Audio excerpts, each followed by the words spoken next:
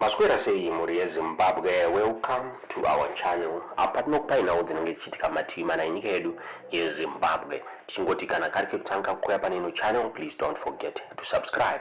Kana uchinge wagara wakasubscribe, don't forget to comment and share this video. Tine nhau yatakuigirai zuva ranhasi, nyaya yaburitswa political activist Majaira Jairus abuda achitaura pamusoro pemademonstrations ari kurongwa nevana veZimbabwe vataura vachiti they want to defend the constitution. They don't want President Emmerson Dambudzo Mnangagwa kuti wangu wachitonga kusvika mugore ra2030. Hanzi mademonstrations aya akarongwa musi Wednesday, hanzi they are going ahead and hanzi aprovwa nemaparallel powers mune Zimbabwe. Zviri kunzi pane war veterans ari behind vanhu vari kuronga demonstration iyoyi. Zvakare pane retired generals ari behind vanhu ivava. Hanzi is now dog eat dog affair. Mushure mekunge the CIO boss akafaiwa naPresident Emmerson Dambudzo Mnangagwa, hanzi vamwe ma-CIO havana kufara nazvo. Now they are rallying behind vatapfumanei. Hanzi hakusina kurongeka kudepartment rema-CIO. Ndofunga zvakare the first DG vaIsaac Moyo vakafaiwa, now vatapfumanei vafaiwa zvakare. Zviri kunzi mave nemafactions kusaidi ikoko. Hazvisina kumira mushe, vana veZimbabwe vajamuka, vana veZimbabwe vakatsamwa. Majaira Jairus akabuda achitaura pamusoro pedemonstration iyoyi, achitaura iye achiti the demonstration on Wednesday is going ahead. It has been approved by the parallel power that be. Mwana wese weZimbabwe simuka. Genuine war veterans, genuine retired and some serving generals are behind us. It is now dog eat dog affair. Ndomabuditsiro akaitwa nyaya iyoyi muri Zimbabwe naMajaira Jairus tisingazivi kuti munoiona sei.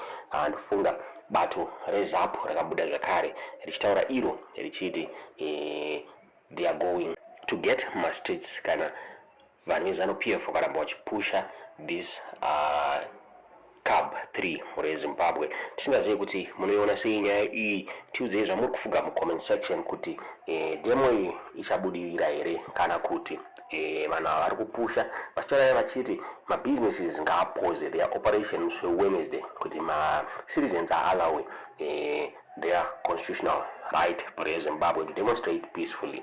Majaira Jairus akabuda zvakare achitaura achiti we ask businesses to pause their operations on Wednesday the 15th to allow the citizens of Zimbabwe to exercise their constitutional right and demonstrate peacefully.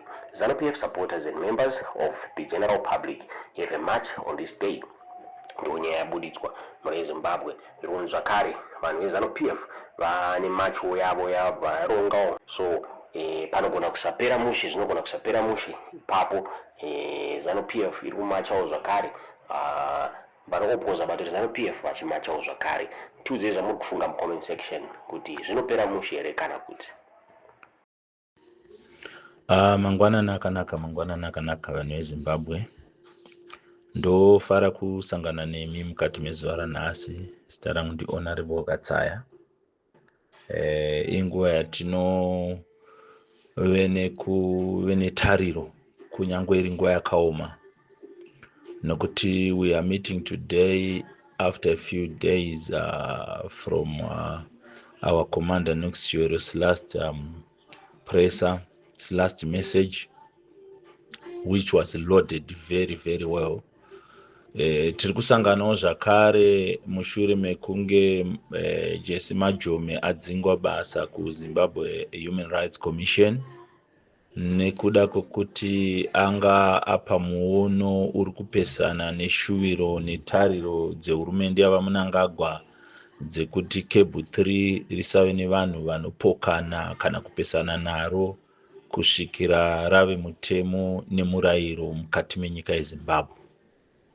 Izuva rakaro ratiri kusangana nemashoko kuti vaFulton Mangwanya vanga vari director weCIO vakasiyiswa basa.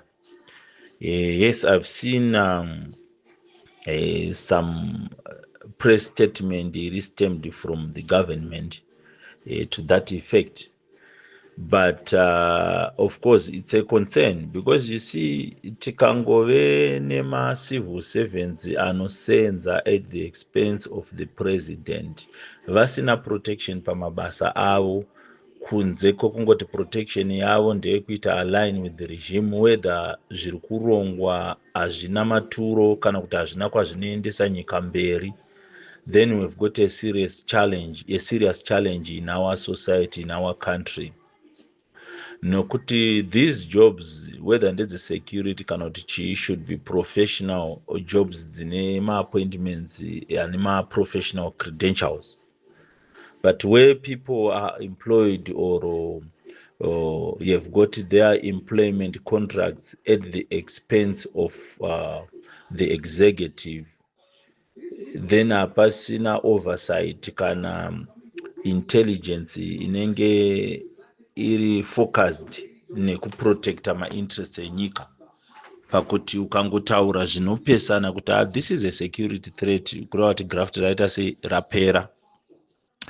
Ndosaka muchiona kuti even up to now army commanders, Mugabe only had 4 army commanders over his whole tenure for 37 years, and that is including General Peter Walls from 1980 to 81, whereas Mnangagwa has had 6 since 2017. And kureva kuti hakuna security, munhu anotongoenda kubasa achitya, hapana security. The only security that they now have is playing to the tune of the ruling elite.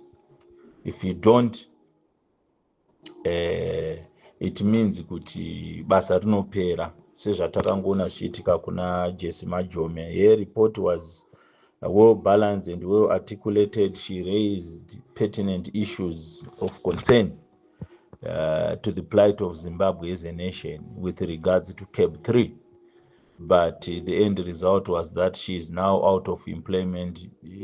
Technically, yes, she has been reassigned, but obviously, kana tichipa vanhu mabasa tinechivapa nekugona kwavo and their expertise, but where it is then diverted to something else, it becomes a problem. It's like munhu akaita 7 years kuti aite a medical doctor, but then apedza basa iroro tobva tazomuti no imbosiya zveuchiremba zvako izvi, enda unotamba bhora, toda kuti uite goalkeeper weteam yedu. It means that the team is going to fail. The expertise yanga ichienda ku medicine kwaakaita, it's also a loss.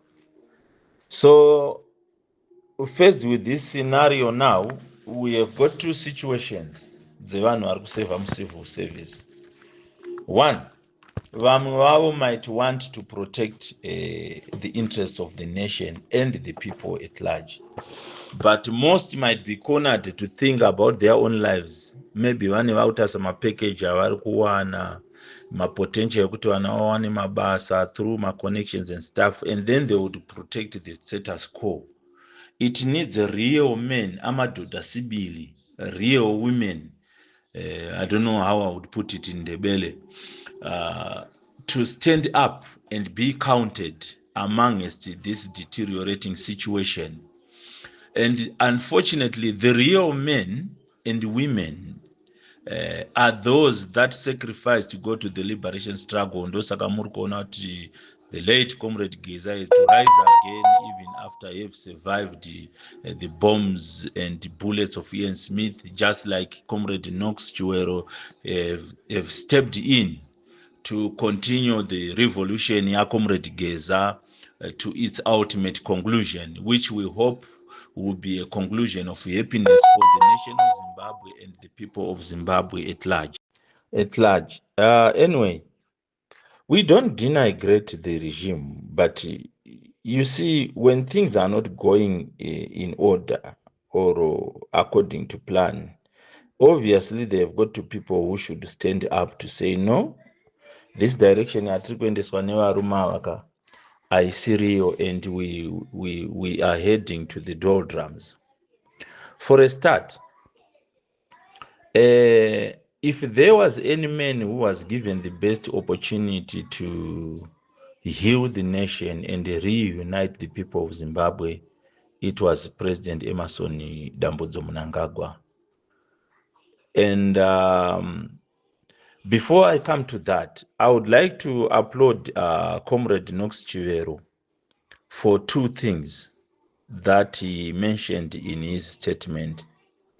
The first thing, he acknowledged that the late President Robert Mugabe was right about Mnangagwa. That's one thing that he mentioned, which is also correct. The second thing was his apology to the Zimbabwean people for taking them on a ride that resulted in a worse scenario than the Mugabe environment and scenario which we had endured for 37 years. That is a clear indication of a leader to acknowledge kuti apa zvechokwadi we made a blunder, we erred as a nation, because we gave the opportunity to heal us, to mold us, to rebuild us to somebody who had a very different focus to what they thought would be the outcome of the Mnangagwa engagement.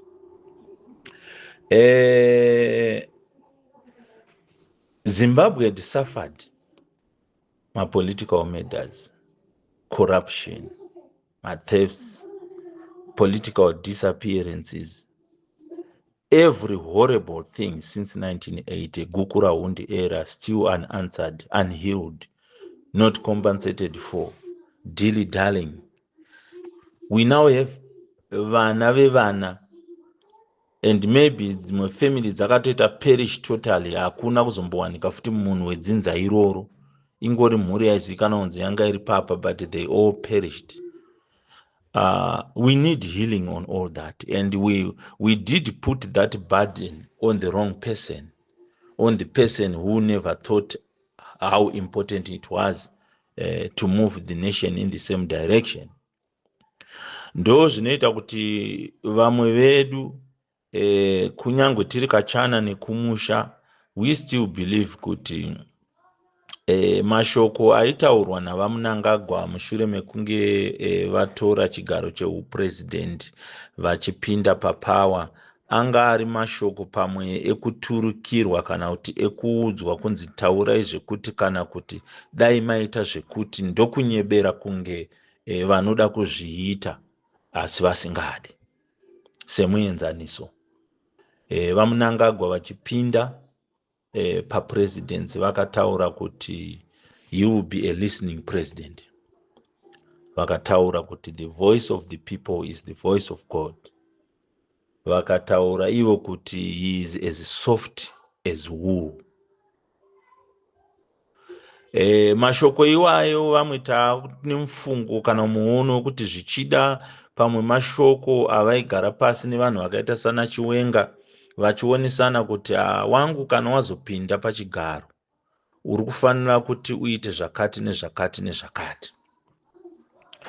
But ivo vaMnangagwa zviri zvinhu zvavanga vasingakwanisi kuita, nekuti kana tichitarisa murume akafamba navaMnangagwa anonyatsokuziva vaMnangagwa in and out, the late Comrade Robert Mugabe, palast interview yavo vane mashoko avakataura anowanika paYouTube. Vakataura ivo vachiti vaMnangagwa is the type of man who when you step on his toes he will not forgive you, he will come after you. So zviri kungoratidzika pachena pakudzingwa kuri kuitwa macivil servants edu, kunyange naMajome, Fulton Mangwanya, kuchinjanswa kuri kuitwa maarmy commanders, pane paine padiki pavangokwesherana, but that guy doesn't forgive, and you will be very lucky to stay alive ukange uchipikisana navo. The recent attacks on Dagi Coltart, ndakambozvitaura hangu kumashure kuti inini my reasoning hangu ingave iri weird kana kuti wayward, but I believe kuti all the attacks dzaiitika during the constitutional amendment bill hearings were destined to give an impression and a picture to the people of Zimbabwe that When we are telling you that elections are toxic, this is what we talk about. You want to go for a referendum, you want to contest this thing, this is what you're gonna get. It was a redress yezviri kumberi zvinogona kuuya. It was, remember, we still don't know as Zimbabweans, the general populace don't know what really happened in 2008 after Tsvangirai's victory. Who engineered the rerun? Who started all the fires that burned Zimbabwe into a war zone? Pachiitwa mabhesi matsva, nyama dzichigovewa nemakabichi achidyiwa, mombe dzichiuraiwa, vanhu vachiita sei. We have got maybe a fresh wave of children that were born out of marape emumabhesi makanga muchiitwa muna 2008. We don't have answers to all that. I still don't know how and who killed Beta Chokururama. I still don't know who killed Kauzani. Yeah, I still don't know who killed Tonderai Ndira. Neither does any Zimbabwe know. So when we bury all those things, anditika vamoti hachifanira kuti zvifukunyurike. Nyaya yekuzvifukunyura haisi yekuti we want revenge. Togoita revenge nevanhu vane power, say no. Even if we are powerless, we don't need that. We just need closure. Tiri vanhu, we are a cultural people as Zimbabweans. Pakadaro paine kuchema kwakawandisa. Even the nation of Israel payaingonamata Mwari yoga yaiti ikadeura ropa revamwe vayo pasina mhaka, Mwari vaigona kurova nyika iyoyo neshamu yeIsraeri, ichikonzereswa nekuti madzishe kana kuti umambo hwayo hwatadzira Mwari.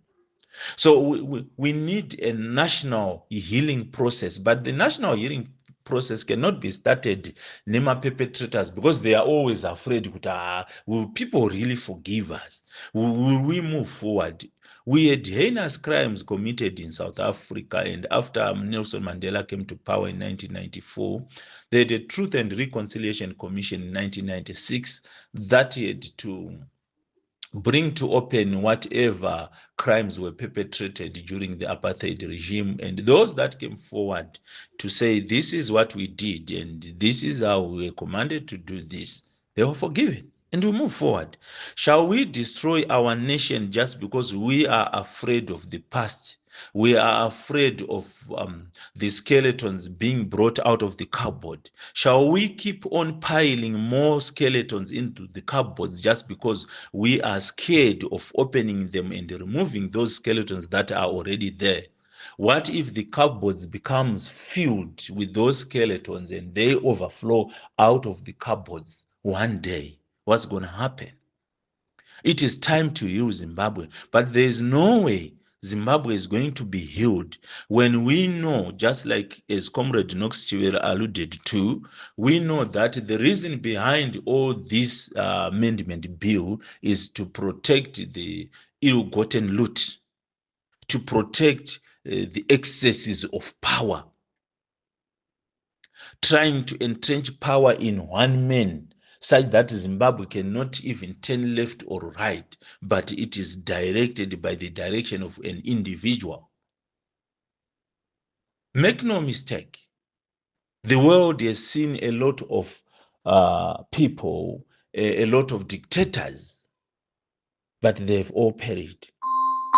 Their systems perished. Talking about closer to home, in Africa, we had Idi Amin in Uganda, Mobutu Sese Seko in Zaire. I liked it when Comrade Knox Chiwera reminded me of the Badolite, his exquisite mansion that he built. Yangaine gold equipment, gold utensils, everything was gold.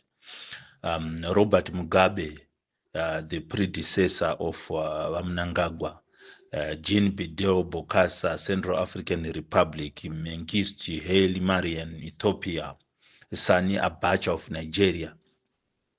But you see, what people don't learn is that one day is one day. Yes, tine tafa vamwe seuswa hedu, vamwe we are in the periphery of power.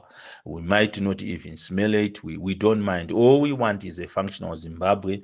We have got the intelligence. We have got the expertise to do our own businesses and work our way up in life, even very far away from politics, if it may be that way.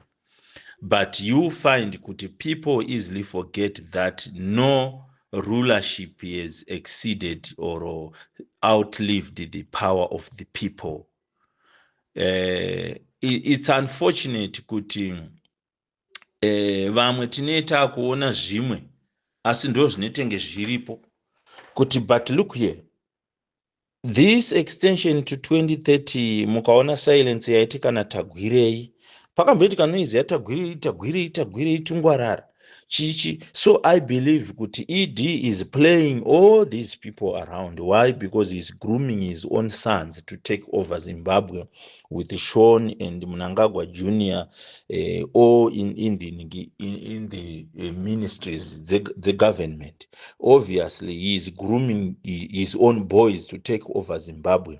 So vamwe vese amaside show anatagwirei, and the fact kuti according to Kazembe Tagwirei was the financier with 27, we don't know to what extent that is true, because muZimbabwe munongoitika zvakawanda zvinongoitwa swept under the carpet. If it is true, then Tagwirei has been wielding the power to control things, but pamwe pane paakakanganisa, because when they started exposing him to the people akatanga ku misfire rough pamatauriro apa, and then he has been silenced all of a sudden. Tagwirei is nowhere to be seen. I don't know, vari muZimbabwe Tagwirei ari kubatika here mumasecos umu.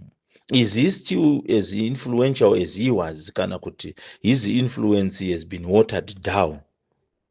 So you find kuti the hangers on are a group of people who are to protect my interests that were obtained legally, but they were obtained illegally, and there is need. If it means that people are going to die, want to let it be. And by the look of things, how Majome was fired, how Fulton Mangwenye has been dismissed, and how several other people have reassigned and shuffled around, it's a clear indication that ED is playing every card possible to ensure that the 2030 agenda is achieved. That's what he's focused on. They are focused on how they are surviving. It's so frustrating and pitiful. Kuti some of us kunotinechita tuma menial jobs, when we know that if you were back home, we would be doing something constructive. You would find that most of the people in Zimbabwe are living below $3 a day, abject poverty. Unemployment is well over 90%. There is no formal employment. The Labor Act has been destroyed because the employers are the same people who are running government. So obviously they wouldn't want to control themselves. They failed to police themselves in more serious issues. So they can't police themselves in terms of giving my employees our adequate salaries, health insurance, medical aid and stuff. They can't do that. Why?